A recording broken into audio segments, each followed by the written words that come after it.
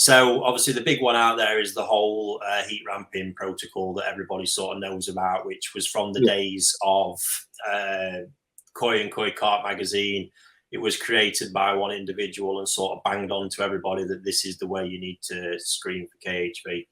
Now, we as a company, as you full well know, we're governed by CFAS, which allow CFAS is the division of DEFRA, which handles all the sort of waterway stuff, import licenses and everything over here. And they're the guys, to be honest with you, it's people like them I'm looking up to for answers, best methods, best practices and everything like that. And believe it or not, as you know, there's nobody out there who actually enforces a particular quarantine protocol on anybody.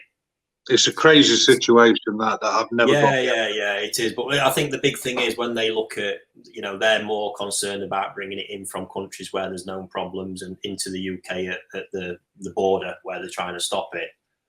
But you and I know that is happening, and it's happening every single year. Without mentioning names, there are people that unfortunately it's literally cost thousands and thousands and thousands of pounds, as well as heartache, aggravation, and everything else when they do bring it in. Yeah.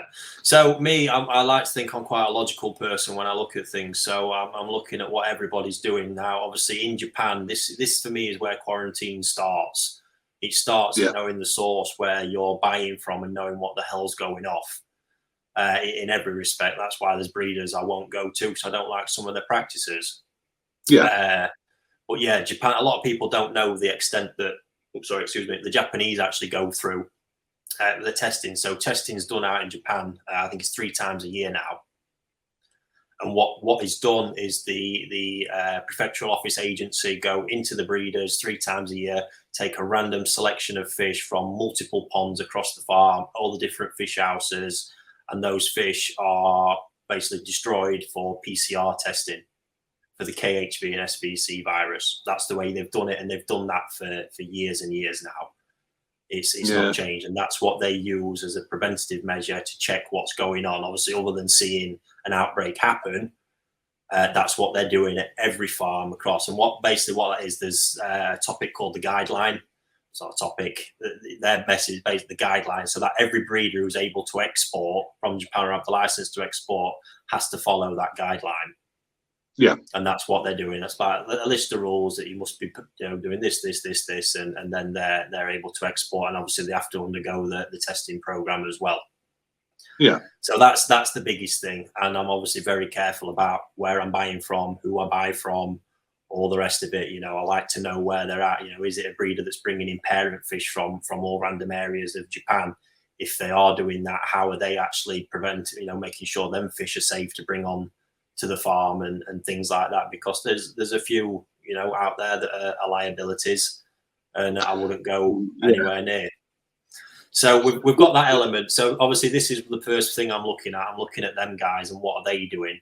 And then I'm looking at our own authorities over here, how, if CFAS wanted to test, so I say I wanted to test a batch of fish today to find out if they've got KHV, what would we do?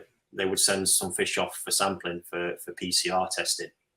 So the big issue with this initially is obviously when I first looked at it, to be honest, was the costs. There's not many labs doing it, and the few places I found, it made my eyes water a little bit, I'm not going to lie. And then it's just finding the right regime, sort of pre-testing. So this is what I looked at, the concept of heating them up, cooling them down, heating them up, cooling them down. Yes, there's a stress element to it. I get it. And it more than likely does work. But for me, one big thing we've known over the years, mixing naive fish is a really useful thing because it creates a massive stress event in tanks, because that's going to bring out all the things like I've just mentioned previously, sleeping disease, other bits and bobs like that, bacterial problems possibly. None of this can be overlooked in quarantine. It's serious stuff. Sleeping disease, not to sort of downplay it. If sleeping disease is left unchecked, you're getting 90+% mortality rates, just like with KHV. Yeah, huge problem. It's a big one. So this is what we went with. Well, one of the things that I often get, and we have to explain to people when they first come into the store, is the difference between Israeli koi, Japanese koi, and this thing that I've heard about KHV and Israel vaccinate all their fish, and again the myths behind what vaccination is, how long it lasts for, and everything like that. And I do think now with weirdly COVID happening, I think people understand how these viruses do transmit. Now vaccines only last for so long. If you can explain that, that'd be brilliant. I don't, to be honest with you, I'm not going to dip it on the vaccine thing, Martin, because I know very little about it, and you know, I'm just know with what we're working with. And just coming back, the PCR testing route is the one we decided on, you know, because for me it makes sense. You know, we're physically, if people don't know how PCR testing is done with koi, I think we take a sample. The fish have to be killed.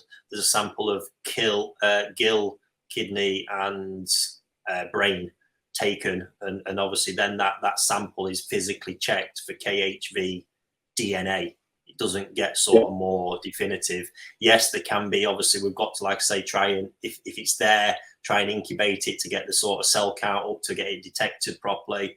But for me, there's no better way to get some kind of answer on what's actually going on with the fish. That's definitely a more definitive test without doubt.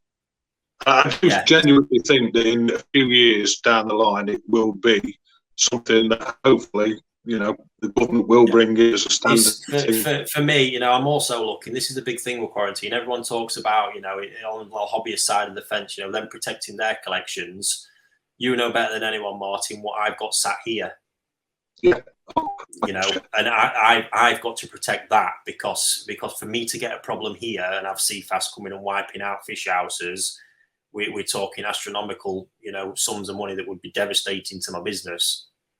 So you've got that element. I take a lot of personal responsibility and understand my position as well, that I'm sending fish all over the country, you know, to lots of dealers who are going out to lots of ponds, and the personal responsibility I feel with that is vast. So it was about making sure, for me, I've got the ultimate peace of mind in what I'm doing. It's giving me the best possible answers. And to push that a step further this year, I'm actually, you know, starting to use a new firm.